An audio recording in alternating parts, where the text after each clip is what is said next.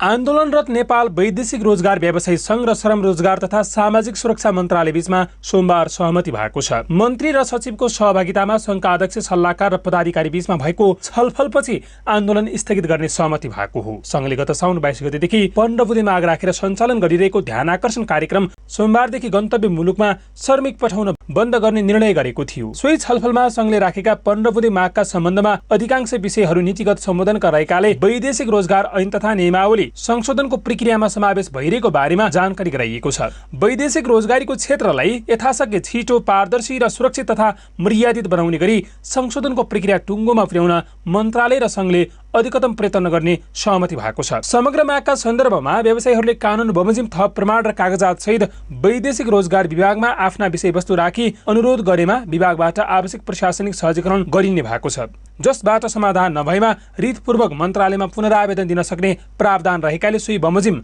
गर्ने गरी छलफल निष्कर्षमा पुगेको छ। सङ्घले सहमतिका आधारमा सञ्चालन गरेका सम्पूर्ण दबावमूलक कार्यक्रमहरू सोमबारबाट अन्त्य गर्ने प्रतिबद्धता समेत व्यक्त गरेको श्रम मन्त्रालयका सहसचिव एवं प्रवक्ता पीताम्बर घिमिरेले जारी गरेको प्रेस विज्ञप्तिमा उल्लेख गरिएको छ।